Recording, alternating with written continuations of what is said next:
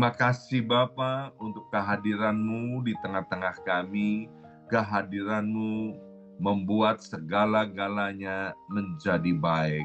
Dan segala pujian, hormat, dan kemuliaan hanya bagi Yesus Kristus Tuhan di atas segala Tuhan, Raja di atas segala Raja. Mari kita berdoa bersama-sama.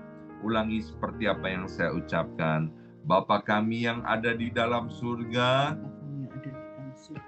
dikuduskanlah namamu, datanglah kerajaanmu, jadilah kehendakmu, di bumi ini seperti di dalam surga. Bapa yang baik, berikanlah kami pada hari ini rezeki yang menjadi bagian kami secukupnya, cukup untuk memberikan pinjaman kepada banyak bangsa, sedangkan kami sendiri tidak punya pinjaman. Cukup untuk menjadi saksi Tuhan, mulai dari Yerusalem, Yudea, Samaria, sampai ke ujung-ujung bumi. Cukup untuk menjadikan semua bangsa murid Kristus dan membaptis mereka dalam nama Yesus. Terima kasih Bapa untuk rezeki yang secukupnya, dan ampunilah dosa-dosa kami, ampunilah kesalahan kami, seperti kami pun mengampuni orang-orang yang bersalah kepada kami. Dan janganlah masukkan kami ini ke dalam pencobaan, tetapi bebaskanlah kami dari segala yang jahat.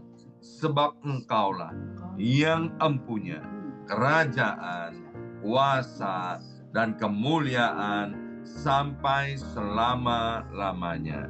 Dalam nama Tuhan Yesus, kami sudah berdoa. Haleluya, haleluya. Mari Bapak Ibu sekalian, sekarang kita bersama-sama secara serempak dan serentak kita akan menggemakan Mazmur 91 dengan suara yang keras, dengan suara yang lantang dari tempat kita masing-masing, sampai telinga kita sendiri dapat mendengarnya. Firman Tuhan berkata, iman timbul dari pendengaran, dan pendengaran akan firman Tuhan. Alkitab berkata, mati dan hidup dikuasai oleh lidah. Siapa suka menggemakannya akan memakan buahnya. 2, 3. Mazmur 91. Orang yang duduk dalam lindungan yang maha tinggi dan bermalam dalam naungan yang maha kuasa akan berkata kepada Tuhan, tempat perlindunganku dan kubu pertahananku, Allahku yang kupercayai. Sungguh Tuhanlah yang akan melepaskan aku dari jerat penangkap burung dan dari penyakit sampar yang busuk. Dengan kepaknya Tuhan akan menudungi aku. Di bawah sayapnya aku akan berlindung. Kesetiaan Tuhan ialah perisai dan pagar tembok. Amin, amin, amin. Terjadi di dalam nama Tuhan Yesus. Aku tak usah takut terhadap kedahsyatan malam, terhadap panah yang terbang di waktu siang, terhadap penyakit sampar yang berjalan di dalam gelap, terhadap penyakit menular yang mengamuk di waktu petang. Walau 1.000 orang rebah di sisiku dan 10.000 di sebelah kananku, tetapi itu tidak akan menimpa aku. Aku hanya menontonnya dengan mataku sendiri dan melihat pembalasan terhadap orang-orang fasik. Sebab Tuhan ialah tempat perlindunganku yang maha tinggi, telah kubuat tempat perteduhanku. Amin, amin, amin. Terjadi di dalam nama Tuhan Yesus. Malapetaka tidak akan menimpa aku, dan tulah tidak akan mendekat kepada kemahku. Sebab malaikat-malaikat Tuhan akan diperintahkan oleh Tuhan kepadaku untuk menjaga aku di segala jalanku. Para malaikat Tuhan akan menatang aku di atas tangannya, supaya kakiku jangan terantuk kepada batu. Singa dan ular tedung akan aku langkai. Aku akan menginjak anak singa dan ular naga. Amin, amin, amin. Terjadi di dalam nama Tuhan Yesus. Sungguh hatiku melekat kepada Tuhan, maka Tuhan akan meluputkan aku, Tuhan akan membentengi aku, sebab aku mengenal nama Tuhan. Bila aku berseru kepada Tuhan, Tuhan akan menjawab. Tuhan akan menyertai aku dalam kesesakan. Tuhan akan meluputkan aku dan memuliakan aku. Dengan panjang umur akan Tuhan kenyangkan aku, dan akan Tuhan perlihatkan kepadaku keselamatan daripadanya. Amin, amin, amin. Terjadi di dalam nama Tuhan Yesus. Terima kasih ya Abba ya Bapa. Sebentar kami akan mendengarkan sebagian daripada kebenaran firman Tuhan. Urapi setiap kami, anugerai kami semua dengan hikmat dan pewahyuan daripada sorga, sehingga kami dapat menangkap isi hati Bapa sendiri. Dalam nama Yesus, yang siap mendengarkan firman Tuhan, angkat jempolnya ke depan dan katakan amin 3 kali. Amin, amin, amin. Salam kebangkitan, salam penuaian. Semangat pagi, semuanya semangat pagi. Apa kabarnya Bapak Ibu semuanya? Luar biasa, senang sekali hari ini Sabtu 3 Februari 2024. Boleh bersama-sama kembali dengan Bapak Ibu yang mencintai Tuhan dan yang dicintai Tuhan. Ya, baik Bapak Ibu sekalian, renungan kita hari ini diambil dari kitab Lukas pasal 15, perihal anak bungsu dan anak sulung. Mari kita baca ayat firman Tuhan mulai dari ayat 11 sampai dengan 13 dari Lukas pasal 15 ya. Nanti selebihnya Bapak Ibu bisa membacanya sampai utuh. Tapi hari ini kita akan baca 3 ayat saja terlebih dahulu. Mulai daripada ayat yang ke-11. Yesus berkata lagi, ada seorang mempunyai 2 anak laki-laki. Kata yang bungsu kepada ayahnya, Bapak, berikanlah kepadaku bagian harta milik yang menjadi hakku. Lalu ayahnya membagi-bagikan harta kekayaan itu di antara mereka. Beberapa hari kemudian, anak bungsu itu menjual seluruh bagiannya itu, lalu pergi ke negeri yang jauh. Di sana ia memboroskan harta miliknya itu dengan hidup berfoya-foya. Ya, pepatah Indonesia bagus sekali, tak kenal maka tak sayang. Ya, melalui renungan pada hari ini, saya ingin Bapak Ibu sekalian semakin mengenal Tuhan Allah yang kita sembah.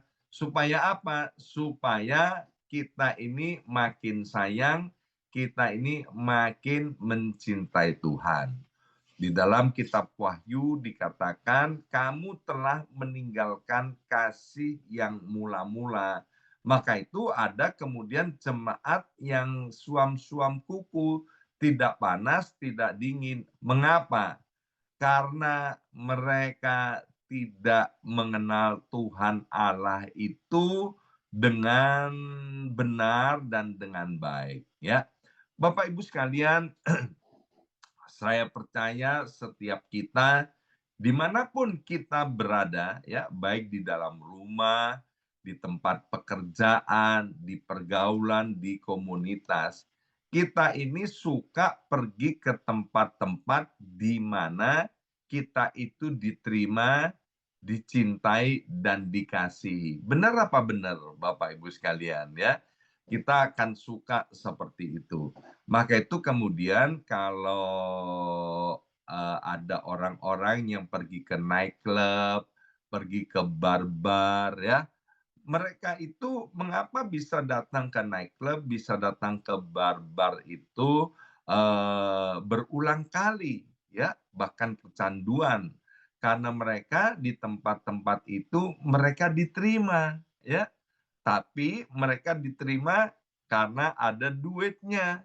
Coba pergi ke nightclub, pergi ke bar, nggak ada duitnya. Ya nggak diterima, maka itu dunia bilang, ada uang abang sayang, tak ada uang abang ditendang. Iya kan? Dan itulah yang disebut dengan kasih yang palsu atau kasih yang bersyarat, ya, karena kamu ada duitnya, ya aku bisa mengasihi kamu, aku bisa melayani kamu. Nah, hari ini Bapak Ibu sekalian, kalau kita tahu bahwa Tuhan itu mengasihi kita bukan dengan kasih yang bersyarat, saya percaya kalau kita bukan hanya mengenal Tuhan di pikiran kita sebagai teori dan pengetahuan, maka kita akan suka datang ke hadirat Tuhan. Amin. Kita akan suka. Sebab apa? Kalau kita pelajari nanti dalam kitab Lukas pasal 15, betapa luar biasanya Tuhan kita itu. Yang pertama, dari pembacaan ini kita tahu bahwa Bapa kita yang ada di sorga itu menghargai hak anak-anaknya. Sekali lagi, Bapa di sorga itu luar biasa. Dia Tuhan semesta alam ini, kita ini, Bapak Ibu sekalian, yang tidak layak, dilayakkan loh. Melalui Yesus kita diadopsi, diangkat menjadi anak-anaknya.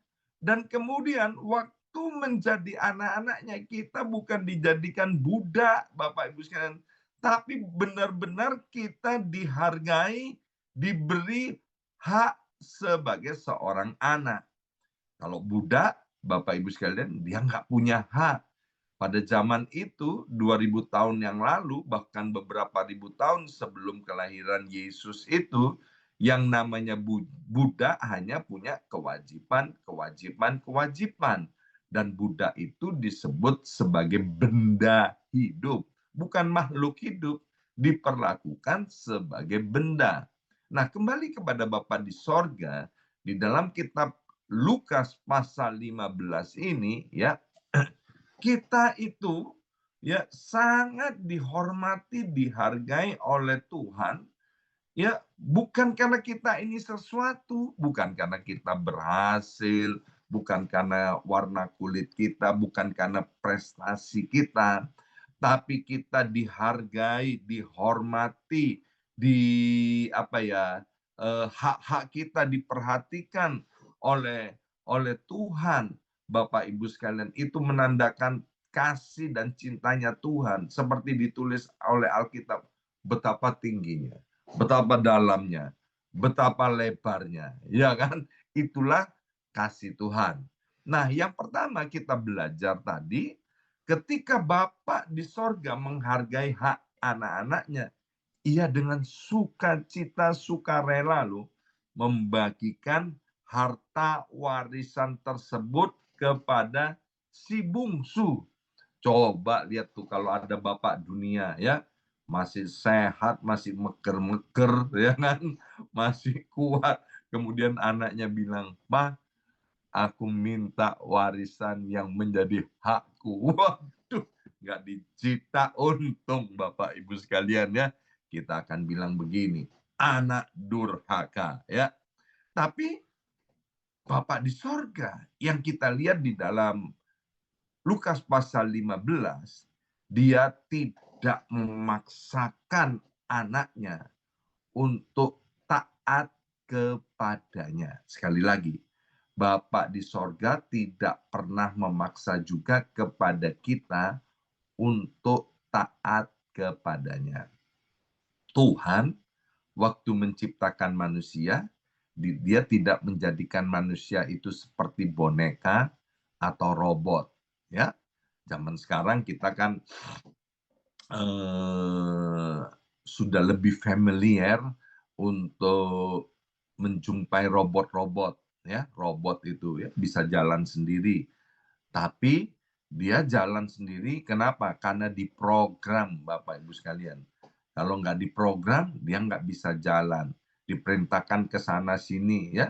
Tuhan nggak mau kita datang ke doa fajar, ya itu diprogram seperti robot. Enggak, Tuhan suka kalau kita datang ke doa fajar dengan sukacita, dengan sukarela. Kita pergi ke gereja dengan sukacita, dengan sukarela. Ya, Tuhan tidak mau kita ini menjadi robot, menjadi boneka.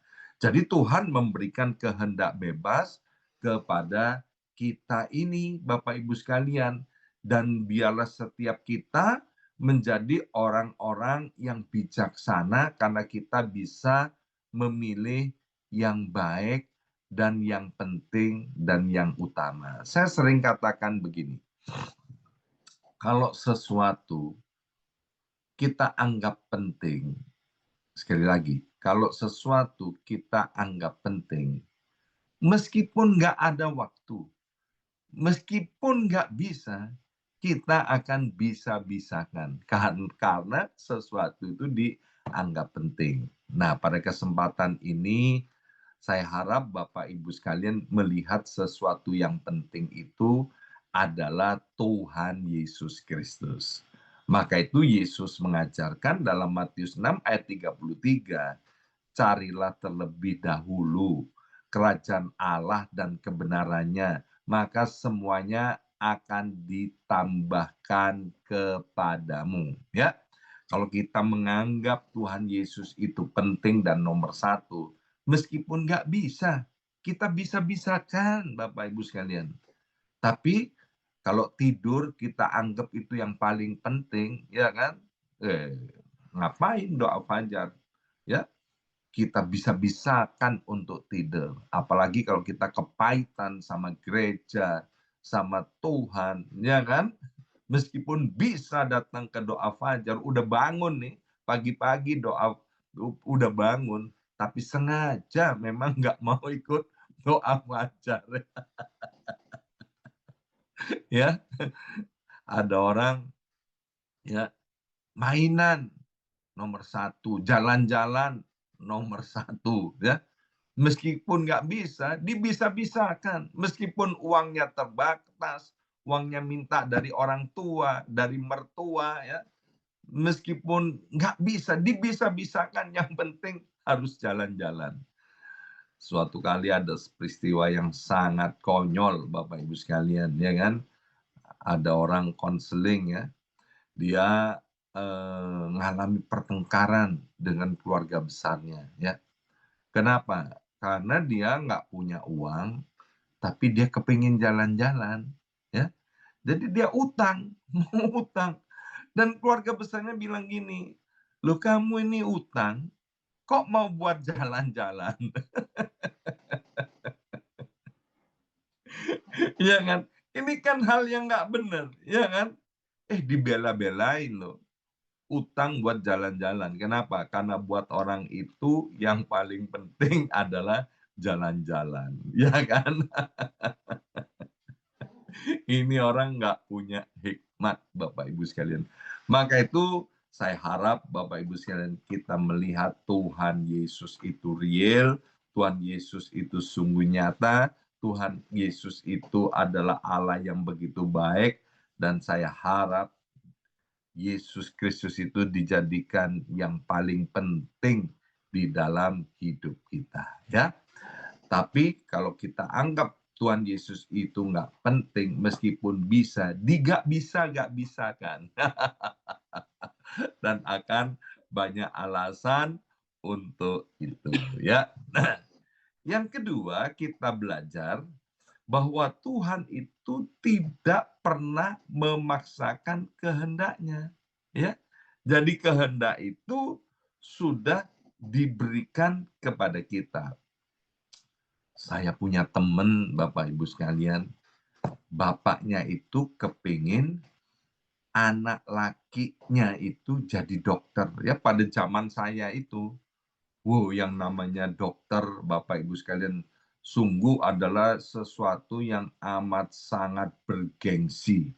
Dan itu adalah kebanggaan bagi orang tuanya kalau anaknya bisa sekolah dokter.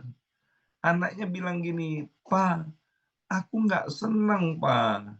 Aku nggak mau jadi dokter." Wih, marah loh bapaknya. Dan kan dia paksakan kehendaknya.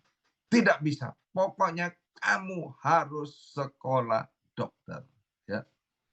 Akhirnya demi ya menyenangkan hati bapaknya, anak ini terpaksa sekolah dokter. Ya. Dan akhirnya lulus, Bapak Ibu sekalian. Padahal dia kepingin jadi insinyur, Bapak Ibu sekalian ya. Setelah lulus dokter, Bapak Ibu sekalian, wih, orang tuanya bangga setengah mati. Tapi anaknya apa, Bapak Ibu sekalian? Dia nggak praktek dokter, Bapak Ibu sekalian ya. Dia nggak mau praktek dokter ya. Dan kemudian dia kerja loh di restoran, jadi pegawai di restoran. Itu muntah darah itu bapaknya, Bapak Ibu sekalian ya. Jadi bapak dunia itu seringkali memaksakan kehendaknya. Tapi Allah Bapa di sorga yang maha baik itu memperhatikan hak-hak anaknya, dan dia tidak pernah memaksa kita untuk taat kepadanya dan menuruti kehendaknya ya. Itu yang disebut dengan kasih Bapa di sorga, kasih agape, dan kemudian Bapa itu memberikan kehendak bebas kepada kita. Kita itu bebas memilih apa saja dalam hidup ini, Bapak Ibu sekalian. Tapi kita tidak bebas memilih hasil daripada pilihan-pilihan kita. Sekali lagi, kita bebas pilih apa saja di dalam dunia ini. Mau makan apa, mau taat atau tidak taat kepada Tuhan itu bebas. Tapi kita tidak bebas memilih daripada hasil pilihan-pilihan kita. Misalnya ya, tiap hari Bapak Ibu sekalian bangun pagi makanannya kaki babi, ya kan? Siang hari kemudian makan apa? Makan bacon, makan sancam, masak kecap itu. Hauce banget Bapak Ibu sekalian ya. Kemudian mau tidur nanti makan jeroan ya. Kemudian besok paginya bangun pagi makan coklat, makan es krim, ya makan cake. Bebas. Kita bebas, tapi kita nggak bisa bebas memilih akibatnya. Kencing manis, kolesterol, darah tinggi, sakit jantung, Bapak Ibu sekalian. Itu akibat daripada pilihan-pilihan kita. Ya. Dan kita lihat Bapak Ibu sekalian, bagaimana Bapak di sorga itu ya. Nah, Bapak di sorga itu setelah kemudian memberikan warisannya kepada anak-anaknya ya, kepada anak bungsunya ini, maka kita lihat tadi bahwa anak bungsu itu segera menjual harta warisan itu dan dikatakan dia hidup foya-foya. katanya orang Hokkien, tiong puasi. Bener nggak Pak Wijoyo? Ya Pak Henry ya? Eh, tiong puasi ya, bersenang-senang wis ya. Sampai akhirnya Bapak Ibu sekalian ya, kita tahu si anak bungsu itu dia kandas di kandang babi ya. Babi itu bagi orang Yahudi, bagi orang Israel itu kan sesuatu yang haram Bapak Ibu sekalian ya. Babi itu ada sesuatu yang haram. Dan Roma pasal 14 ayat 12 dibilang gini, demikianlah setiap orang di antara kita akan memberi pertanggungan jawab tentang dirinya sendiri kepada Allah. Ya, satu kali ketika waktunya tiba, Bapak Ibu sekalian, apa yang kita ucapkan, apa yang kita buat, apa yang kita lakukan itu semuanya harus dipertanggungjawabkan di hadapan Tuhan Allah Bapa di sorga. Tapi lihat Bapak Ibu sekalian, bagaimana Bapak yang penuh dengan kasih yang baik ini, Bapak Ibu sekalian. Orang Jawa bilang gini, teko lorone ora teko patini. Ya, itu bahasa Jawa ya. Teko lorone ora teko patini. Yesus itu datang ke dunia ini untuk menyelamatkan agar tidak seorang pun binasa, melainkan beroleh hidup yang kekal. Ya, itu luar biasa baiknya Tuhan Allah kita. Dan apa yang dikerjakan oleh Allah Bapa itu ketika anaknya pergi dari rumahnya. Bapaknya itu memang dia tidak mau mencari anaknya. Kenapa?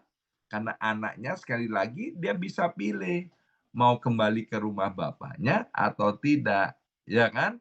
Tapi Bapa di sorga itu luar biasa, dia selalu menantikan dengan setia untuk pulangnya si anak bungsu itu. Ya. Hari ini Bapa di sorga juga menanti dengan setia setiap kita dan setiap orang yang percaya kepada Yesus, bahkan seluruh dunia, untuk datang kepada Tuhan Allah Bapa di sorga itu. Bukan untuk dihukum, bukan untuk dihakimi, tapi untuk dikasihi. Ya, nanti kalau Bapak Ibu sekalian loncat ke ayat yang ke-20 berapa itu ya kan. Waktu anak itu balik Bapak Ibu sekalian, Tuhan itu memberikan kepada anak itu ya jubah yang terbaik, cincin, dikasih sepatu, dia dikasih anak lembu tambun. Coba, apakah ini Tuhan Allah yang marah? Enggak. Ya kan? Kalau marah, dia nggak mau begitu. Bapak Ibu sekalian, anak bungsu, ya, jangan masuk dulu.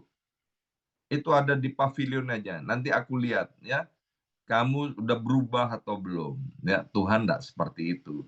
Ketika dia melihat anaknya balik, Bapak Ibu sekalian, Tuhan itu memberikan harta yang terbaik itu kepada si bungsu, Bapak Ibu sekalian. Demikian juga kalau kita tahu akan hal ini, bahwa di rumah Bapak, di Bapak itu banyak harta yang terbaik yang sudah disiapkan bagi kita anak-anaknya. Maka itu melalui renungan yang singkat ini, Bapak Ibu sekalian, ayo kalau kita hari ini mungkin secara fisik kita masih mengaku Kristen, tapi hati kita jauh daripada Tuhan. Ayo balik kepada Tuhan. Amin. Tuhan siap untuk memulihkan kita, mengasihi kita, bahkan memberkati kita. Amin. Mari kita berdoa. Materaikan siap benih kebenaran firman Tuhan ini, ya Aba ya Bapa. Engkau menolong kami untuk mengerti dan mempercayai bahwa kami ini adalah anak-anak-Mu yang Engkau hormati, yang Engkau hargai hak-haknya Tuhan. Bapa, biarlah kami sadar bahwa betapa baiknya Engkau, kasih-Mu itu sungguh tinggi, dalam, lebar, tidak terbatas. Kasih-Mu itu begitu luas dan tulus. Maka itu biarlah Roh Kudus terus menolong kami untuk kami dapat mengasihi Engkau dengan kasih yang mula-mula Tuhan. Sebab kami tahu di dalam Engkau itu sesungguhnya ada kebebasan. Di dalam Engkau sesungguhnya ada kemerdekaan. Di dalam Engkau sesungguhnya ada hidup yang berarti. Terima kasih Bapa. Dalam nama Yesus kami sudah berdoa. Haleluya. Amin, amin, amin.